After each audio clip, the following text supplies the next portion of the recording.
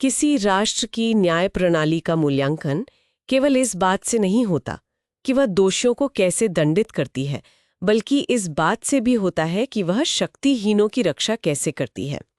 इस गहरे विचार के साथ आज हम भारत में हिरासत में होने वाली हिंसा के बहुत ही गंभीर मुद्दे पर एक गहन चर्चा कर रहे हैं।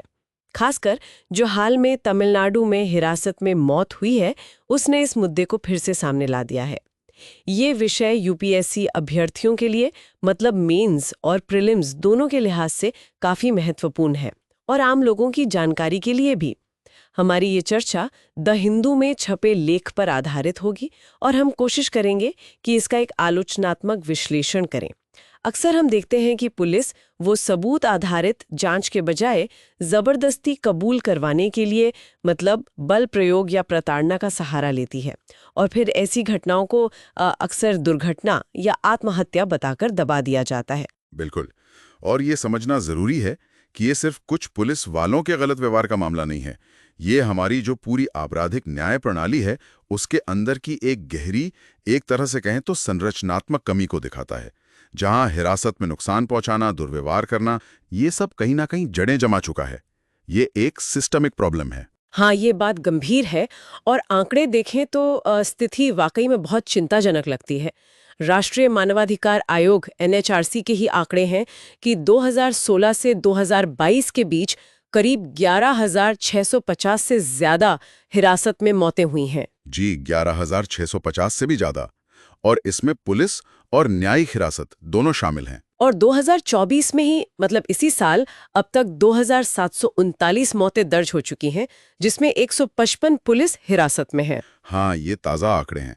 और ग्लोबल टॉर्चर इंडेक्स 2025 ने तो भारत को प्रणालीगत यातना के लिए उच्च जोखिम वाला देश माना है। ये भी एक बड़ी बात है। और राज्यों के हिसाब से देखें तो लोकसभा में जो 2023 में आंकड़े रखे गए थे, जी, उनके अनुसार 2018 से 23 के बीच उत्तर प्रदेश में सबसे ज्यादा हिरासत में मौतें हुईं। उसके बाद फिर महाराष्ट्र, पश्चिम बंगाल और तमिलनाडु का नंबर आता है। तो ये तो बहुत ही भयावह तस्वीर है। इसके पीछे क्या कारण है? मतलब इतनी बड़ी संख्या में ये मौतें क्यों हो रही हैं? देखिए, इसके पीछे कई चुनौतियां हैं, कई कारण हैं। एक जो सबसे बड़ी वजह बताई जाती है वो है कबूलनामे के लिए थर्ड डिग्री का इस्तेमाल। थर्ड डिग्री यानी गैर कानूनी तरीके से दबाव बनाना या मारपीट करना। हाँ, बिल्कुल। मामलों को जल्दी सुलझाने का एक प्रेशर होता है पुलिस पर। फिर उनके पास अक्सर फोरेंसिक ट्रेनिंग की कमी होती है, जांच का जो बुनियादी ढांचा है वो भी कमजोर है। तो ऐसे में वो जबरन कबूलनामे पर निर्भर हो जाते हैं। और इसका असर सबसे ज्यादा किस पर पड़ता है? इसका सबसे बुरा असर हाशिए पर मौजूद समुदायों पर पड़ता है, जैसे दिहाड़ी मजदूर हो गए, प्रवासी श्रमिक या फिर SC/ST समुदाय के लोग। एनकैट यानी नेशनल कैंपेन अगेंस्ट टॉर्चर, उसने 2019 में एक विश्लेषण किया था।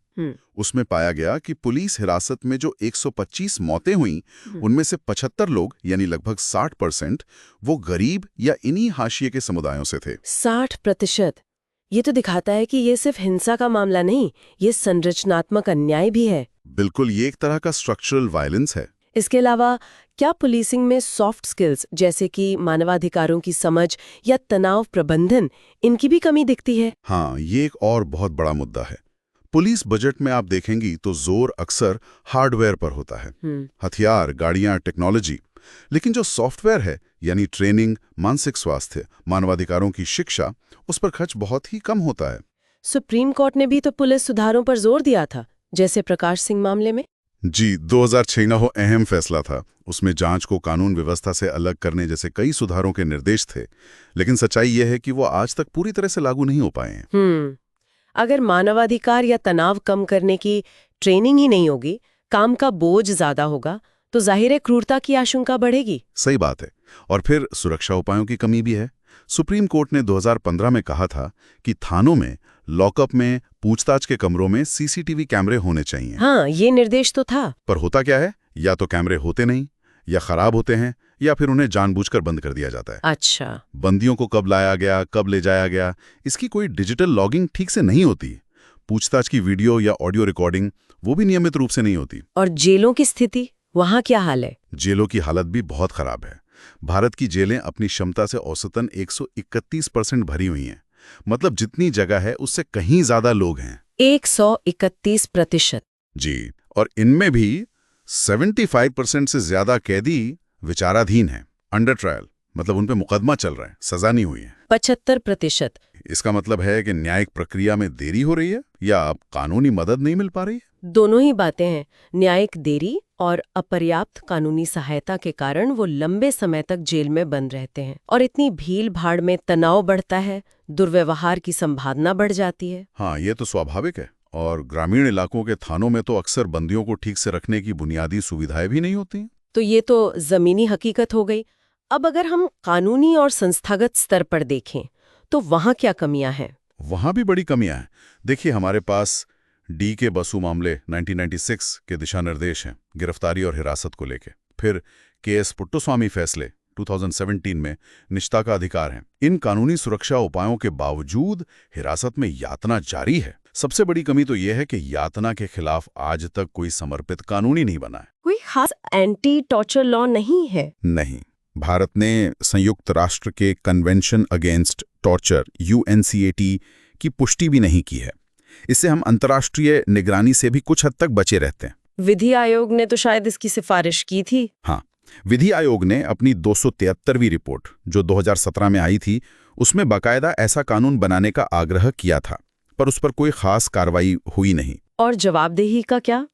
NHRC की भूमिका कितनी प्रभावी रही है? आंकड़े देखें तो NHRC ने 2016 से 22 के बीच सिर्फ 1184 मामलों में मुआवजे की सिफारिश की, और अनुशासनात्मक कार्रवाई की सिफारिश तो सिर्फ 21 मामलों में हुई, यानी 0.18% मामलों में। सिर्फ 0.18%? तो मतलब जवाबदेही तो लगभग न के बराबर है। हाँ, कह सकते हैं। और इसमें नागरिक समाज की भागीदारी भी बहुत सीमित है। पुलिस की निगरानी के लिए जो स्वतंत्र निकाय हैं, जैसे पुलिस शिकायत प्राधिकरण PCAs, वो अक्सर अधिकार और संसाधनों की कमी से जूझते हैं। तो ये सारी चुनौतियां हैं। अब सवाल ये है कि सुधार कैसे हो?